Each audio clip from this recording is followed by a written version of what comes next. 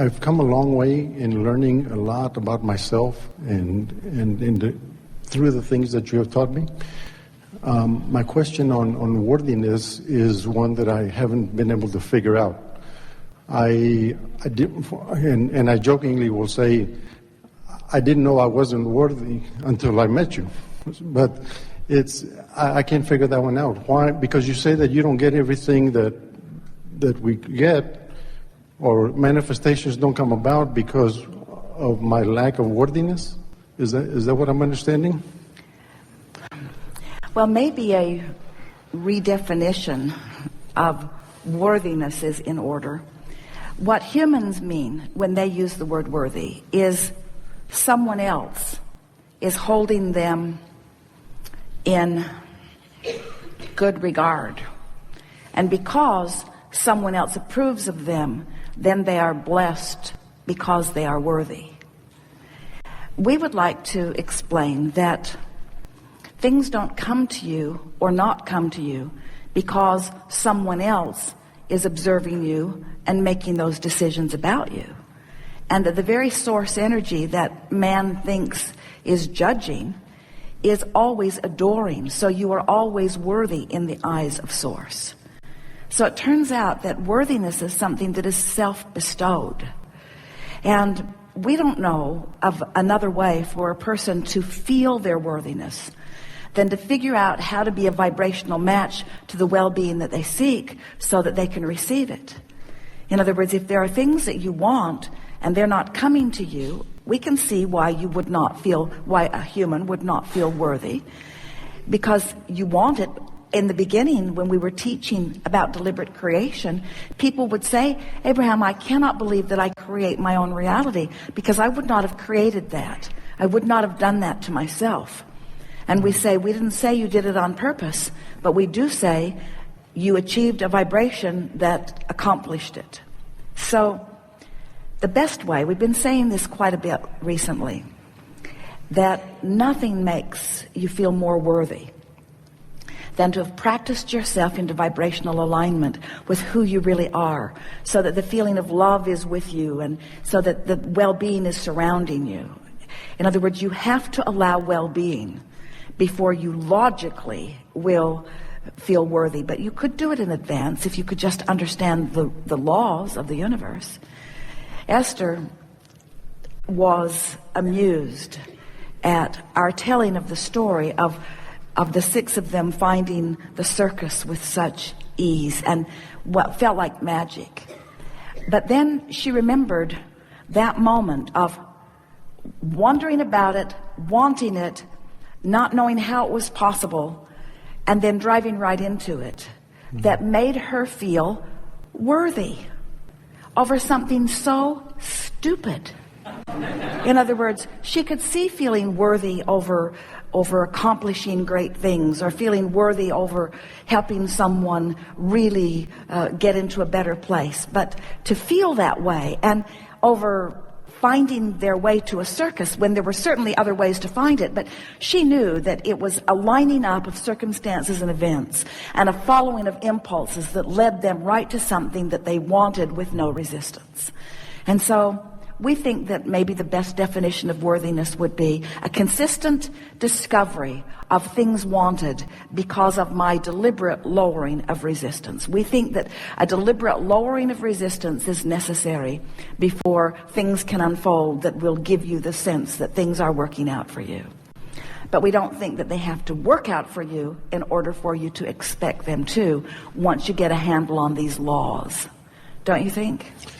Yes, and I'm getting better and better at this. The worthiness part is what I guess has me a little confused. Well, who do you think who bestows worthiness upon you? Me.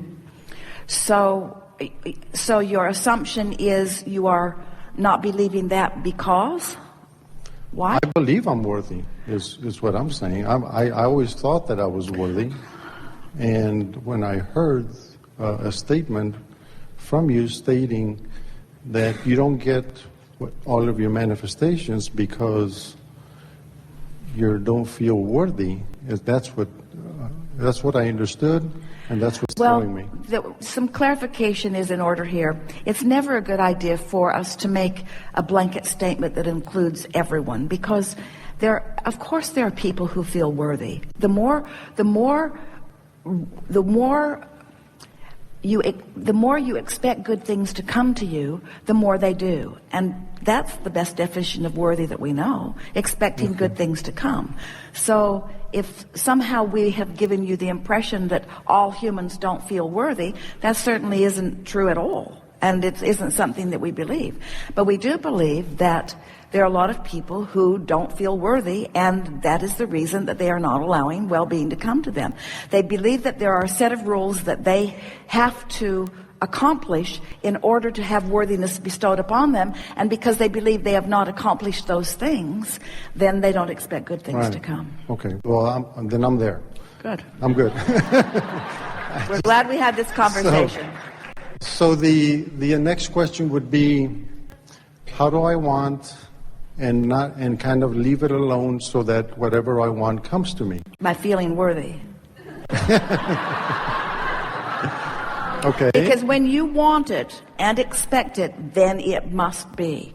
But you said the key words, leave it alone. Because it's one of the things that is a little bit amusing, you probably won't think so, but it really is that when you keep asking the question, or when you keep asking for a solution, then you're standing in the place of the absence of the answer or the absence of the solution. Right. So if you keep that alive in your vibration, where is it? Why doesn't it come? I really want, then the answer or the solution can't come because they're different frequencies. So leaving it alone really is the key. In other words, you've already asked for it. Now get on to other things and allow it to come. Don't keep the absence of it alive in your vibration. So how do you set it aside and let it in, to allow it in without thinking? How do you stop thinking about it? Well, if it's something that you really have a hard time setting aside, and things you really want are often like that, then you have to find a way of just being general about it. Speaking about it in the most general sense will soften your resistance about it. Want to talk about the details? It's getting better and better, everything in general, and I do try to keep it general because I did learn that from you.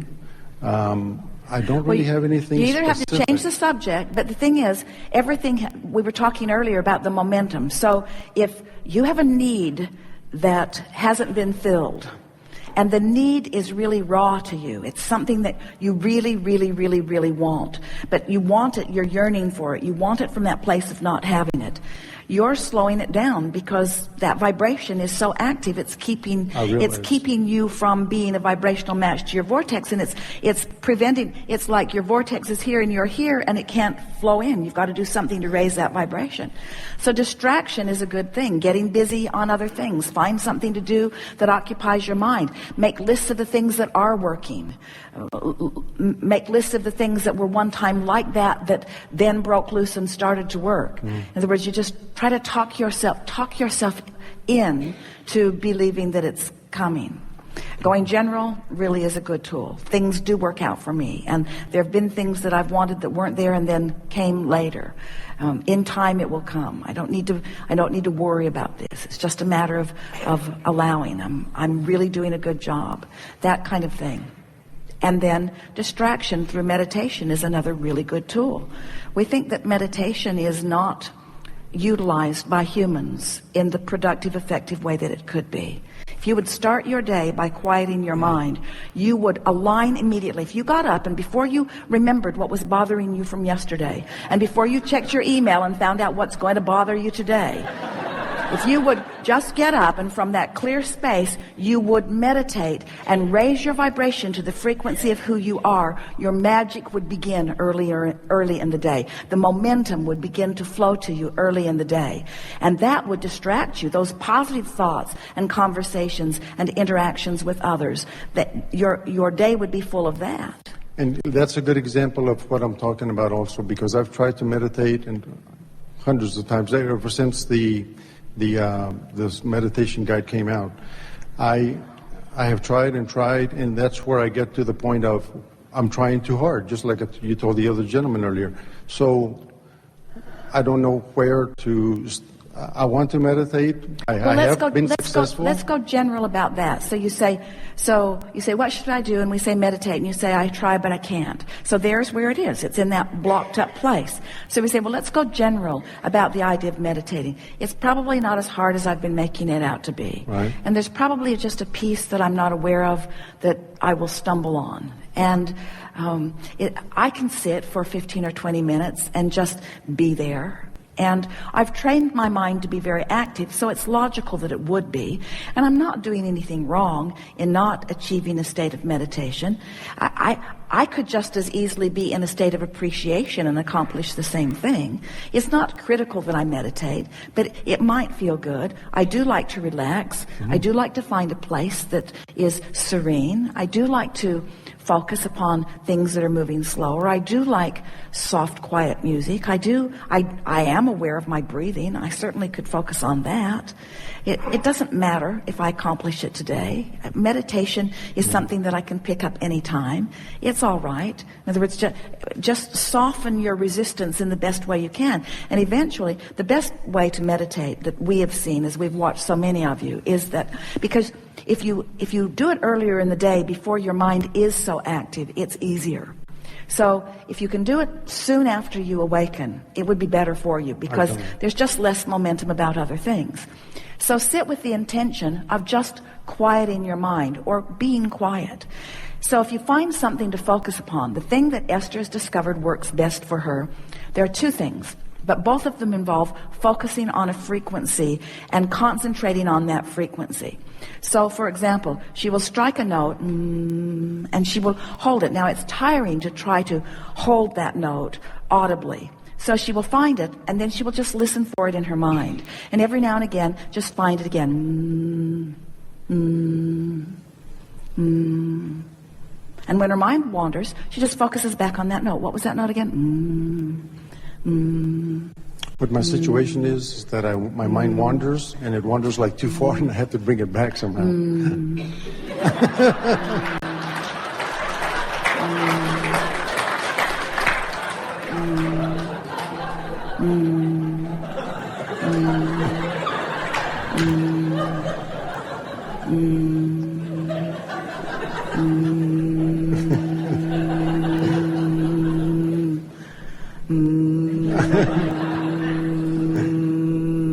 Got it.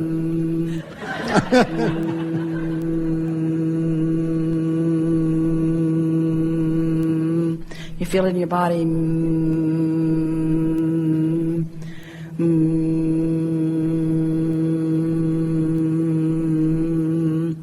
Hard to think of something else. Oh, that's so good for you. That is so good for you. Oh, it will bring you blessings. Seriously. It's worth doing. I will. I'll try that. I'm open for suggestions.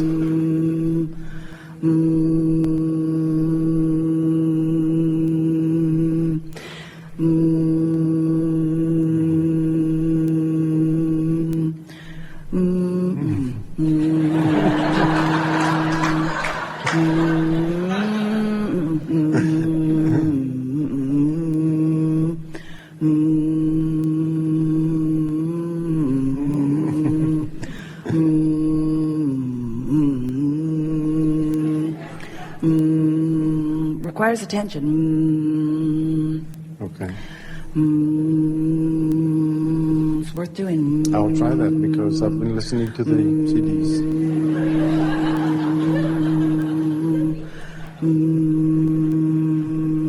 Truly, it's a toning. It not only will quiet your mind, it tones the frequency of your body. The cells of your body begin to tune to it. Source joins you in it. There is power in quieting your mind, you see. Right. I agree. And now, we stayed with it long enough that you gave up on your objections. In other words, your limitations no longer apply. There's not a reason in the world that you can't do that. And the benefit is enormous, you see. Yeah. Thank you. Yeah.